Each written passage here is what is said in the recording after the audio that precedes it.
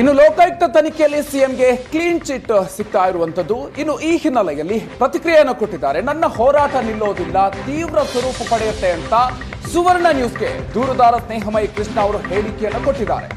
ನನ್ನ ಆರೋಪ ಸಾಬೀತಿಗೆ ನನಗೆ ಅವಕಾಶ ಸಿಕ್ಕಿದೆ. ಇಲ್ಲಿ ಮುಖ್ಯಮಂತ್ರಿ ವಿರುದ್ಧ ಹೋರಾಟ ಅಲ್ಲ, ಒಬ್ಬ ಆರೋಪಿಯ ವಿರುದ್ಧ ಹೋರಾಟವನ್ನು ನಾನು ಕೈಗೆತ್ತಿಕೊಂಡಿದ್ದೀನಿ ಅಂತ ಸ್ನೇಹಮಯಿ ಕೃಷ್ಣ ಅವರು ಏಷ್ಯಾನೆಟ್ ಸುವರ್ಣ ನ್ಯೂಸ್ ಜೊತೆಗೆ ಮಾತನಾಡುವಂತಹ ಸಂದರ್ಭದಲ್ಲಿ ಹೇಳಿದ್ದಾರೆ.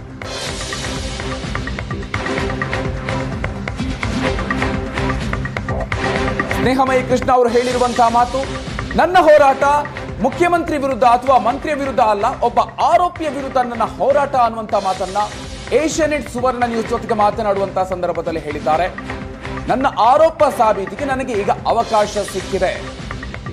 ನಾನು ನನ್ನ ಹೋರಾಟವನ್ನ ಮುಂದುವರಿಸ್ತೀನಿ. ಯಾವುದೇ ಕಾರಣಕ್ಕೂ ಕೂಡ ಈ ಒಂದು ಹೋರಾಟದಿಂದ ಹಿಂದಕ್ಕೆ ಸರಿಯೋದಿಲ್ಲ. ಈ ರೀತಿಯಾಗಿರುವಂತಹ ಮಾತುಗಳನ್ನು ಹೇಳಿದ್ದಾರೆ. ಏನ್ ಹೇಳಿದ್ದಾರೆ ಸ್ನೇಹಮಯಿ ಕೃಷ್ಣ ಅವರು, ಬನ್ನಿ ನೋಡ್ಕೊಂಡು. ಸಿದ್ದರಾಮಯ್ಯನವರಷ್ಟೇ ಅಲ್ಲ, ಪ್ರಕರಣದಲ್ಲಿರ್ತಕ್ಕಂಥ 4 ಜನ ಆರೋಪಿಗಳ ವಿರುದ್ಧವಾಗಿ ಯಾವುದೇ ರೀತಿಯಾದ ಸಾಕ್ಷ್ಯಾಧಾರಗಳಿಲ್ಲ, ಮುಂದಿನ ಹೋರಾಟವನ್ನು ಕೋರ್ಟ್ನಲ್ಲಿ ಮಾಡಿ ಅಂತೇಳಿ ಈಗ ದೂರುದಾರರಿಗೆ ನೋಟಿಸ್ ಅನ್ನ ಕೊಟ್ಟಿದ್ದಾರೆ. ಬನ್ನಿ, ಸ್ನೇಹಮಯಿ ಕೃಷ್ಣ ಅವರು ನಮ್ಮ ಜೊತೆಗಿದ್ದಾರೆ. ಮುಂದಿನ ಅವರ ಹೋರಾಟ ಹೇಗಿರುತ್ತೆ, ಜೊತೆಗೆ ಈಗ ಆಗಿರ್ತಕ್ಕಂಥ ಬಿ ರಿಪೋರ್ಟ್ನ ಬಗ್ಗೆ ಅವ್ರು ಏನು ಹೇಳ್ತಾರೆ ಅನ್ನೋದನ್ನ. ಸರ್, ಈ ಒಂದು ಬಿ ರಿಪೋರ್ಟ್ನ ಸೂಚನೆ ಬಗ್ಗೆ ನೀವೇನು ಹೇಳ್ತೀರಾ? ಸರ್, ನಿರೀಕ್ಷೆ ಮಾಡಿದಂತಾನೆ ಅವರು ವರದಿಯನ್ನು ಕೊಟ್ಟಿದ್ದಾರೆ. ಈ ಕಾರಣದಿಂದಲೇ ನಾವು ಈ ಪ್ರಕರಣನ CBI ಕೊಡಿಸ್ಬೇಕು ಅಂತೇಳಿ ನಾವು ಮೊನ್ನೆ ಉಚ್ಚ ನ್ಯಾಯಾಲಯಕ್ಕೆ ಅರ್ಜಿಯನ್ನು ಸಲ್ಲಿಸಿರುತ್ತದೆ. ನಮಗೆ ಮೊದಲಿಂದ ಕೂಡ ಅನುಮಾನ ಲೋಕಾಯುಕ್ತ ಅಧಿಕಾರಿ ಇತ್ತು. ಆದರೆ ಒಂದು ಸಣ್ಣ ಭರವಸೆ ಇತ್ತು. ಯಾಕಂತೇಳಿದ್ರೆ ಮಾನ್ಯ ಉಚ್ಚ ನ್ಯಾಯಾಲಯ ಏನು ಆದೇಶ ಮಾಡಿದೆ, ಅದರಲ್ಲಿ ಲೋಕಾಯುಕ್ತ ಸರಿಯಾದ ರೀತಿ ತನಿಖೆ ನಡೀತಾ ಕಂಡು ಬಂದಿದೆ ಅಂತೇಳಿ ಅವ್ರು ಏನು ವಿಶ್ವಾಸ ವ್ಯಕ್ತಪಡಿಸಿದ್ದಾರೆ ಮಾನ್ಯ ನ್ಯಾಯಮೂರ್ತಿಗಳು. ಆ ಒಂದು ವಿಶ್ವಾಸಕ್ಕೆ ಇವರು ಒಂದು ಬೆಲೆಯನ್ನು ಕೊಟ್ಟು ಸತ್ಯಾಂಶ ಕೂಡ ವರದಿಯನ್ನು ಸಲ್ಲಿಸ್ತಾರೆ ಅಂತ ಒಂದು ಸಣ್ಣ ಭರವಸೆ ಇತ್ತು. ಆದರೆ ಇವರು ಮಾನ್ಯ ನ್ಯಾಯಾಲಯದ ನಂಬಿಕೆಯೂ ಕೂಡ ದ್ರೋಹ ಬಗ್ದು ಈ ಥರ ಸುಳ್ಳು ವರದಿನ ತಯಾರು ಮಾಡಿದ್ದಾರೆ. ಸೊ ಯಾಕೆ ಅಂತ ಹೇಳಿದ್ರೆ ನನ್ನ ದೂರ ಅರ್ಜಿನ ನೇರವಾಗಿ ಸ್ವೀಕರಿಸಿ ದೂರ ದಾಖಲೆ ಮಾಡಿದಾರಲ್ಲ. ಸೊ ಮಾನ್ಯ ನ್ಯಾಯಾಲಯಗಳು ನನ್ನ ಒಂದು ಏನು ದಾಖಲೆಗಳು ಕೊಟ್ಟಿದ್ವಿ ಅವನ್ನೆಲ್ಲ ಪರಿಗಣಿಸಿ ಇಲ್ಲಿ ಸಾಕಷ್ಟು ಸಾಕ್ಷ್ಯಗಳಿದೆ, ತನಿಖೆ ಮಾಡೋದು ಅಗತ್ಯ ಇದೆ ಅನ್ನೋ ಕಾರಣಕ್ಕೆ ಆದೇಶ ಮಾಡಿದ್ದನ್ನ ಆಧಾರ ಮೇಲೆ ಇಲ್ಲಿ ದೂರ ದಾಖಲಾಗಿದೆ. ಹಾಗಾಗಿ ಈಗ ಯಾವುದೇ ಸಾಕ್ಷ್ಯಗಳ ಕೊರತೆ ಅಂತ ಹೇಳ್ತಾರೆ.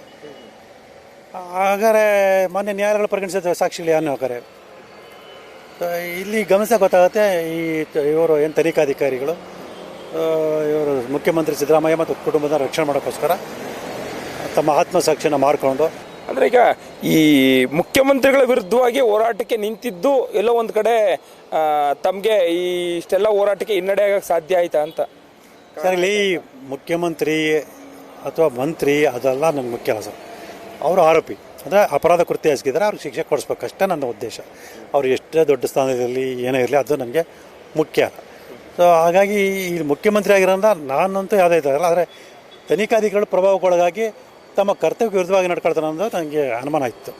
ಸೊ ಅದು ನಿಜ ಆಗಿದೆ. ಅಂದರೆ ನೋಡಿ, ಈಗ ಕೋರ್ಟ್ನಲ್ಲಿ ನೀವೇ ಹೋಗಿ ವಾದ ಮಾಡ್ತೀನಿ ಅಂತೇಳಿ ಎಲ್ಲ ನಿಂತ್ಕೊಂತ ಇದ್ದೀರಾ. ಸೊ ಎಲ್ಲ ಒಂದು ಕಡೆ ಸ್ನೇಹಮಯಿ ಕೃಷ್ಣ ಅವರು ಈಗ ಒಂಟಿ ಆಗೋದ್ರ? ಸರ್, ಖಂಡಿತ ಅಲ್ಲವಲ್ಲ ಸರ್. ಸೊ ಇಡೀ ರಾಜ್ಯದ ಜನತೆ ಮೊದಲಿಂದ ಕೂಡ ನನ್ನ ಜೊತೆ ಇದೆ. ಅಂದರೆ ಪರೋಕ್ಷವಾಗಿ ಪ್ರತ್ಯಕ್ಷವಾಗಿ ಬೆಂಬಲ ನಿಂತಿದ್ದಾರೆ. ಸೊ ಈಗಲೂ ನಿಂತಿರ್ತಾರೆ, ಮುಂದೆನೂ ನಿಂತಿರ್ತಾನೆ ವಿಶ್ವಾಸ ನಮಗಿದೆ. ಇಲ್ಲಿ ಹೋರಾಟದ ಸ್ವರೂಪ ಬದಲಾವಣೆ ಮಾಡಿದೆ ಅಷ್ಟೇ ಹೊರತು ನಾನು ಒಂಟಿಯಾಗಿದ್ದೀನಿ ಅಂತಲ್ಲ. ಸೊ ಯಾಕೆ ಅಂತಲ್ಲ, ಜನಸಾಮಾನ್ಯನೂ ಕೂಡ ಕಾನೂನಿನ ಅರಿವನ್ನು ಬೆಳೆಸ್ಕೊಂಡ್ರೆ ಭ್ರಷ್ಟಾಚಾರ ಮಾಡೋದಂತ ಅಂದರೆ ಅಪರಾಧ ಕೃತ್ಯ ಮಾಡೋದು ಎಷ್ಟೇ ದೊಡ್ಡ ವ್ಯಕ್ತಿಯಾಗಿದ್ರು ಕೂಡ, ಎಷ್ಟೇ ದೊಡ್ಡ ಸ್ಥಾನದಲ್ಲಿದ್ದರೂ ಕೂಡ ಕಾನೂನಾತ್ಮಕ ಹೋರಾಟದ ಮೂಲಕ ಸೊ ನ್ಯಾಯವನ್ನು ಪಡಿಬೋದು ಅನ್ನೋದು ಸಾಬೀತುಪಡಿಸ್ಬೇಕು ಅನ್ನೋ ಕಾರಣಕ್ಕೆ ನಾನು ವಕೀಲರು ಇಲ್ಲದೆ ನಾನು ವಾದವನ್ನು ಮಂಡನೆ ಮಾಡ್ತೀನಿ ಅಂತ ಹೇಳಿದ್ದೀನಿ ಹೊರತು ಸೊ ವಕೀಲರ ಸಹಕಾರ ಇಲ್ಲ ಅಂತಲ್ಲ. ಸೊ ವಕೀಲರ ಸಹಕಾರ ಮುಂಚೆಗಿಂತ ಜಾಸ್ತಿ ಇದೆ. ಸೊ ಸಾಕಷ್ಟು ವಕೀಲರು ಕೂಡ ನನ್ನ ಬೆಂಬಲ ವ್ಯಕ್ತಪಡಿಸಿದ್ದಾರೆ. ಆದರೆ ನನ್ನ ಉದ್ದೇಶ ಒಂದು ಸಮಾಜ ಸಂದೇಶ ಕೊಡಬೇಕು ಅನ್ನೋದು. ಸೊ ಇದಿಷ್ಟು ದೂರುದಾರರಾಗಿರ್ತಕ್ಕಂಥ ಸ್ನೇಹಮಯಿ ಕೃಷ್ಣ ಅವರ ಮಾತು. ಮಧು ಚಿನ್ಕುರುಳಿ, ಏಷ್ಯಾನೆಟ್ ಸುವರ್ಣ ನ್ಯೂಸ್, ಮೈಸೂರು.